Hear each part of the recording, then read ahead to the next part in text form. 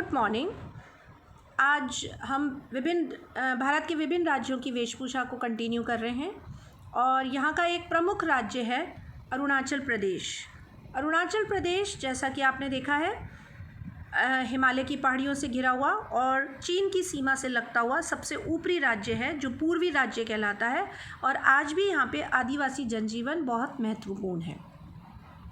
यहाँ पर सामाजिक संस्कृति की जीवन कई परंपराओं और संस्कृतियों को मिश्रित करता है। राज्य की विभिन्न जनजातियों के विभिन्न हिस्सों में अलग अलग ड्रेसिंग स्टाइल हैं। कोणीय डिज़ाइन, जिगजैग लाइंस, धारियों द्वारा ज्यामितीय पैटर्न यहाँ सबसे लोकप्रिय है। यहाँ क्योंकि ठंड बहुत पड़ती है, इसलिए फुल स्लीव्स की जैकेट्स और स्लीवलेस, गर्मियों में स्लीवलेस परिधान, वो भी कढ़ाई किए हुए महिलाएं। यहाँ पर अधिकतर साड़ी और लहंगे, घाघरा चोली का प्रचलन नहीं है। यहाँ पर चीन के जैसे, क्योंकि चीन की सीमा से जुड़ा हुआ है, इसलिए आप देखेंगे तिब्बत और भूटान और चीन, यहाँ के इन देशों, इन स्थानों का यहाँ पर काफ़ी समावेश है संस्कृति में।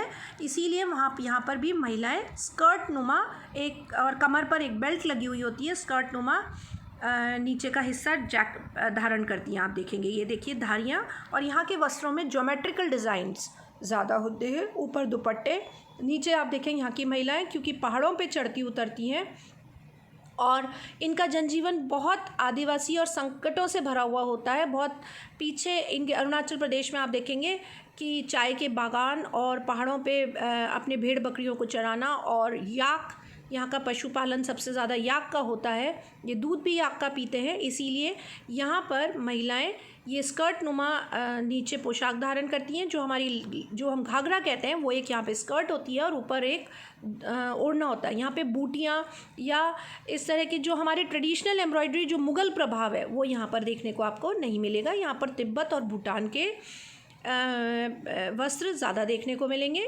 पुरुष आप देखेंगे, मैंने आपको चित्र में दिखाया, यहाँ पर दोनों ही पुरुष और महिला बड़े बड़े कानों में झुमके पहनते हैं और पीले हार, देखिए आप, ये पुरुषों ने डाले हुए कपड़े के बने हुए पीले हार होते हैं, ये पहनते हैं। और शादी विवाह समारोह में यहाँ पे नीले रंग के मनके की माला पहनी जाती है, जिसे बियासी बोलते हैं। शादियों में पुरुष पोशाक में महिलाओं की तरह चूड़ियाँ पहनते हैं, जिन्हें कमको टॉप कहा जाता है, और बाउचे यहाँ पर एक तलवार नुमा होती है जो इनकी कमर पर बंधी हुई होती है बेल्ट में। अरुणाचल प्रदेश के बाद हमारे ठीक अरुणाचल प्रदेश से जुड़ता हुआ एक और पूर्वी राज्य है असम। असम का मूंगा और मूंगा साड़ीज़ बहुत फेमस है। असम एक समृद्ध संस्कृति और प्रथा है।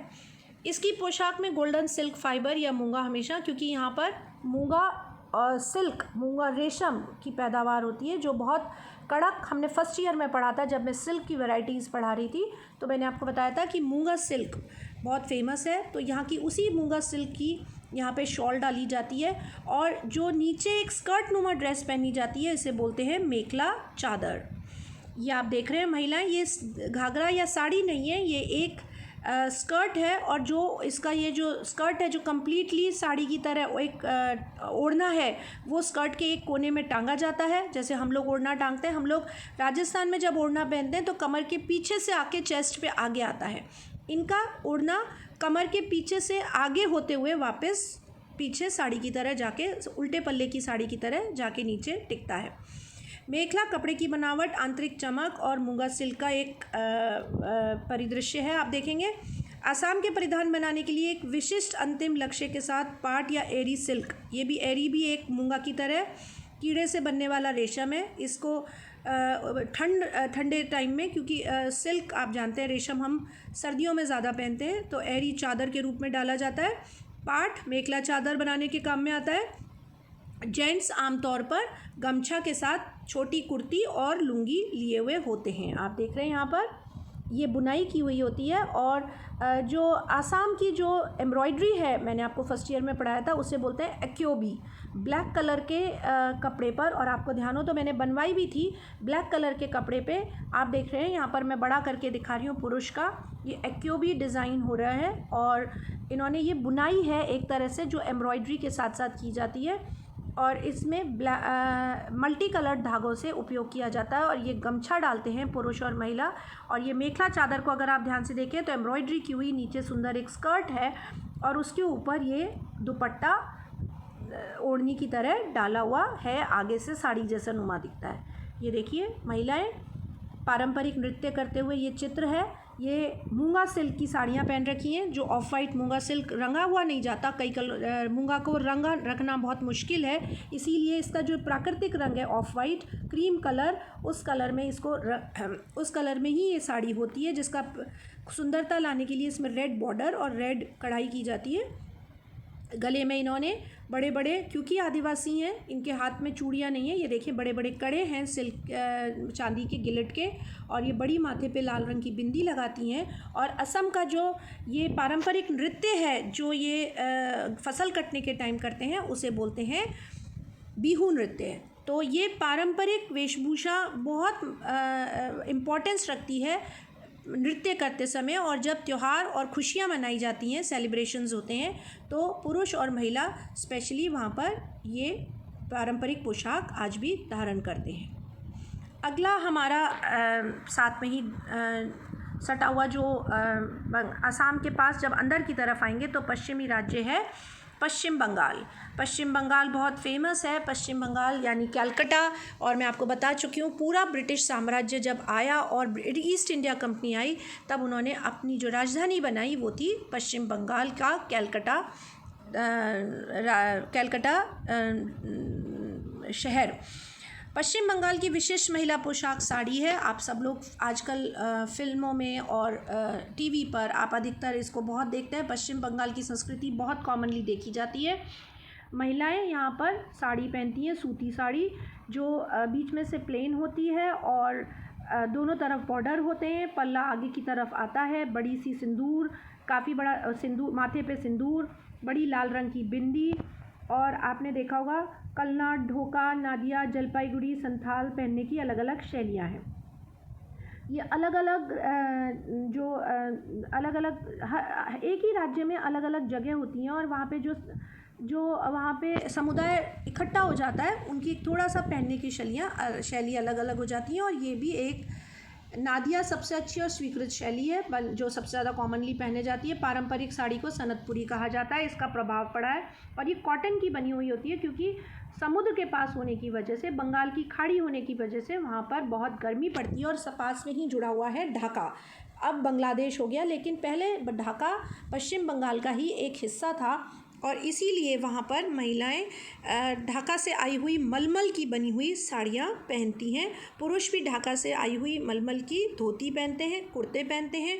बंगाली वहाँ पे जो बोली जाती है भाषा वो बंगाली होती है। रसगुल्ला, चमचम, मीठे का वो बहुत शौकीन होते हैं, और उनकी भोजन में मछली का होना बहुत ज़रूरी है।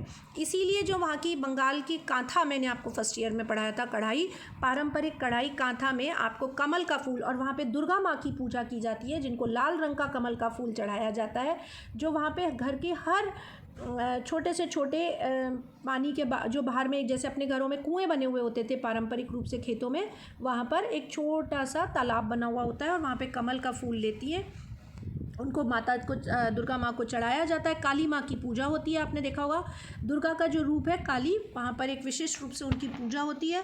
और इसीलिए वहाँ की दुर्गा माँ को चढ़ाई जाने वाली लाल चूड़ियाँ, सिंदूर, लाल जितना भी बिंदियाँ बड़ी, और लाल रंग का वहाँ पर कमल का फूल, ये सब एक पारंपरिक। और साथ में मछली उनके खाने में भी काम में ली जाती है। मछली उनके, जब लड़की विवाह करके, जैसे हमारे यहाँ दहेज में जब लड़की के घर पे मीठा और त्यौहार के समय हम लोग का पीहर से सामान आता है, तो जैसे हमारे यहाँ पे लड्डू, बर्फ़ी होते हैं मिठाई में, वहाँ पे रसगुल्ला, चमचम और साथ में मछली भी एक बहुत शुभ मानी जाती है, इसीलिए वहाँ पर मछली को भी भेजा जाता है बेटी के घर।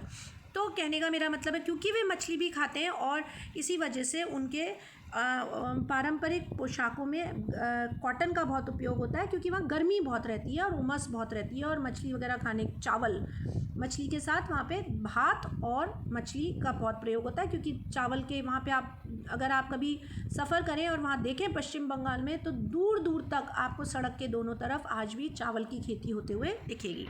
तो उनका खाने का स्टेपल फूड है चावल और मछली। आप ये देख रहे हैं बहुत सुंदर बंगाली साड़ी, आगे चाबी का गुच्छा लटका हुआ होता है, ढेर सारी चूड़ियाँ होती हैं, और बंगाल का कांथा भी महिलाओं द्वारा बनाया जाता है। आज हमने ये 3 राज्य पढ़े, अगली क्लास में हम इन्हीं साउथ के विभिन्न राज्यों के बारे में पढ़ेंगे।